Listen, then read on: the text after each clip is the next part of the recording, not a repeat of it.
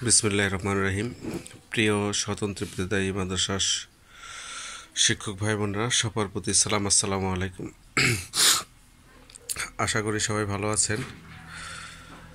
তো স্বতন্ত্র বিদ্যাদায়ী মাদ্রাসার বিশেষ কয়েকটা বিষয় নিয়ে কথা বলবো। সেটা হচ্ছে যে ফার্স্ট অফ অল যে কয়েকটা চিঠি হয়েছে। একটা হচ্ছে দুইটা চিঠি হয়েছে মূলত সতর্ক করানোর জন্য স্বতন্ত্র বিদ্যাদায়ী মাদ্রাসার শিক্ষক যারা আছেন তাদের সতর্ক কোনো অবৈধ লেনদেন বা অবৈধ কার্যকলাপ থেকে বিরত থাকার জন্য, এবং একটা চিঠি তো শুধু শুনানির ব্যাপারে ইন্ডিকেট করে বলা হয়েছে, সেটা সাতক্ষীরা জেলা, হয়তো বা সবাই দেখেছেন।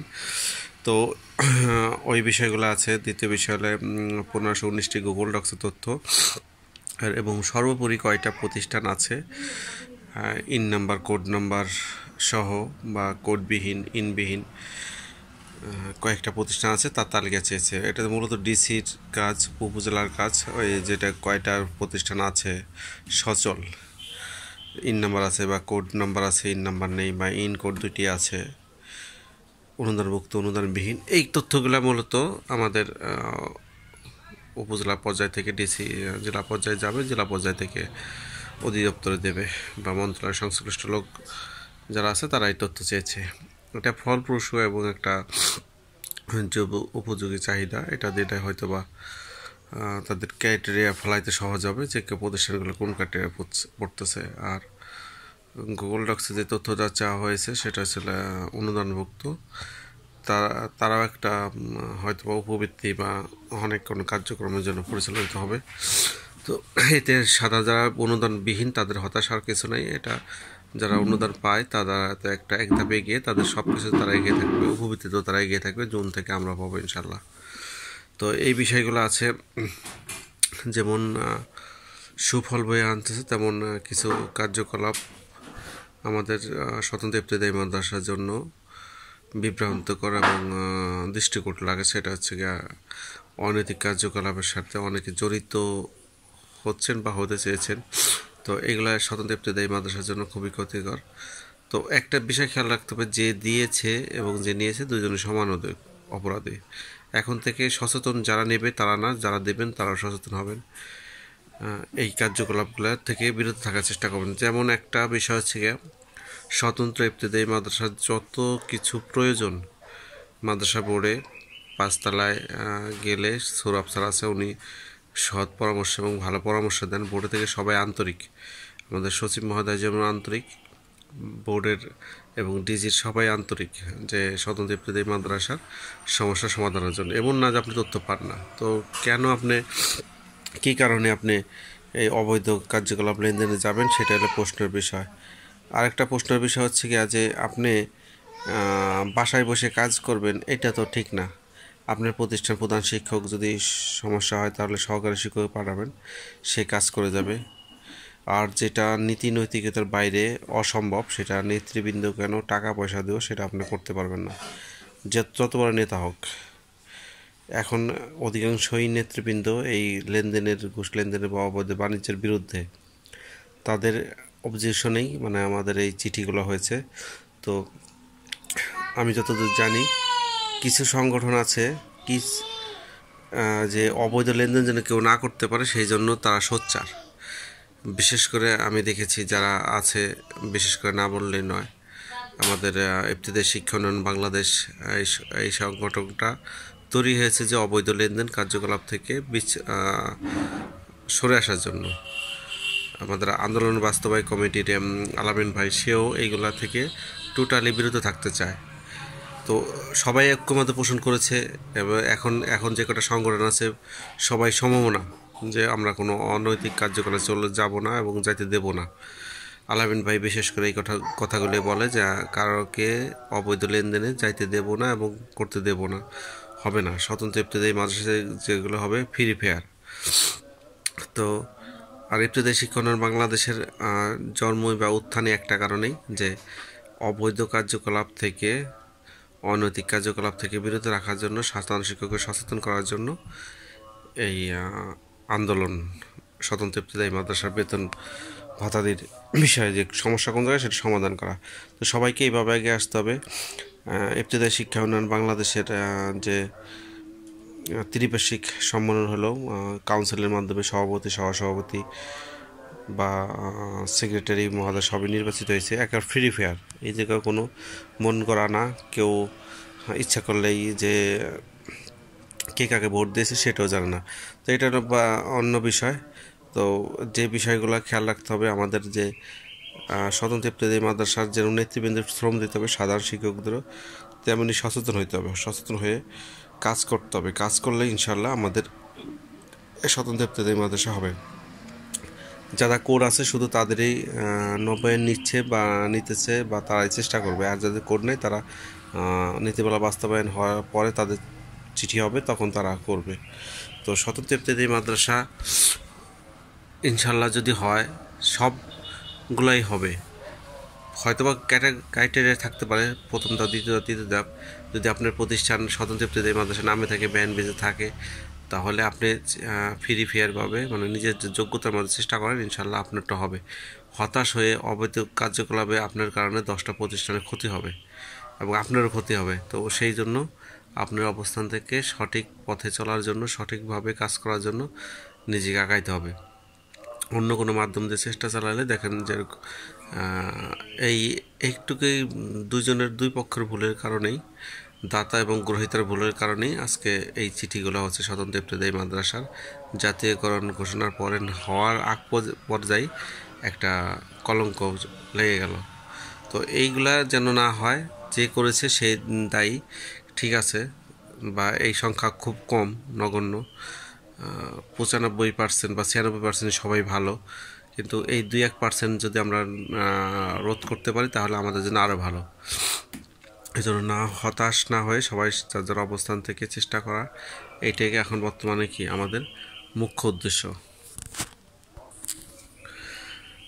আমাদের এই দাবি আদায়ের জন্য বা এই দাবি যেন কোনো মতো পিছপা না হয় জন্য আমাদের নেতৃবৃন্দ বিভাগে সমাবেশ করছে এবং আমাদের ইফতেদায়ী শিক্ষণ বাংলাদেশের পক্ষ থেকে ত্রিপাক্ষিক সম্মেলনের মাধ্যম দিয়ে এবং সংবাদ সম্মেলনের মাধ্যম দিয়ে, যে কোনো মাধ্যম দিয়ে, অফিসিয়াল কার্যক্রমের মাধ্যম দিয়ে চেষ্টা চালানো হচ্ছে যেন স্বতন্ত্র ইফতেদায়ী মাদ্রাসার জাতীয়করণ হয়।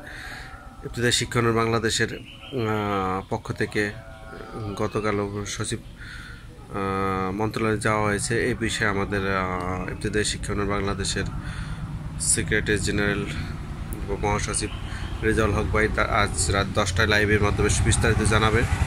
তো সেই লাইভটা দেখবেন এবং আমাদের সাধারণ শিক্ষকদের সবার প্রতি অনুরোধ যে সংগঠন হয়তোবা যার যেটা ভালো লাগে করবেন, নীতি আদর্শ বজায় রেখে করবেন, সমর্থন করবেন সব সংগঠনকেই অবশ্যই, কিন্তু বেতন আদায়ের লক্ষ্যে বা আমাদের দাবির পক্ষে সবাই আমরা ঐক্যমত।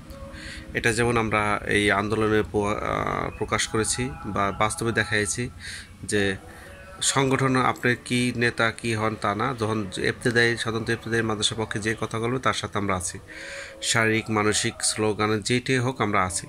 সেইটা প্রমাণ দিয়েছে আমরা এই যে আমাদের যে জানুয়ারি মাসে আন্দোলন হলো 25 তারিখ থেকে 28 তারিখ আমরা অবস্থান থেকে, এবং 19 তারিখে যে আমরা প্রোগ্রাম ছিল 19 তারিখ থেকে আমরা কন্টিনিউ ছিলাম, আমরা সমর্থন জানিয়েছি। সংগঠন কোনটা দাগ দিয়েছে সেটা আমাদের দেখার বিষয় না, দেখার বিষয় হচ্ছে যে আমরা স্বতন্ত্র ইফতেদায়ী মাদ্রাসার জাতীয়করণ বা দাবি আদায়ের পক্ষে কে মাঠে নেমেছে, কে কথা বলছে তাকে আমরা সমর্থন করব। সেই হিসেবে আমরা ছিলাম, আছি এবং থাকবো ইনশাল্লাহ।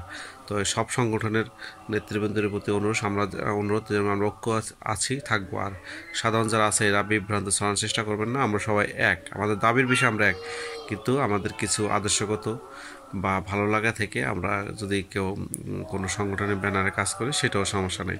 যেমন ভোট কিন্তু যে 5 তারিখে যে একটা দ্বিতীয় খসড়া পর্যালোচনা নীতিমালা, সেটা অনেক 5-6টা সংগঠনকে ইনভাইট করেছে। তো এটাও একটা সৌন্দর্য, এই সৌন্দর্য আমরা বজায় রাখবো ইনশাল্লাহ। আমাদের ভিতরে কোনো মতানৈক্য ভেদাভেদ নেই, আমরা একসাথে কাজ করব। কেউ অবৈধ কাজ করতে হলে তারা অবশ্যই আমরা সবাই মিলে প্রতিহত করব, প্রতিবাদ করব।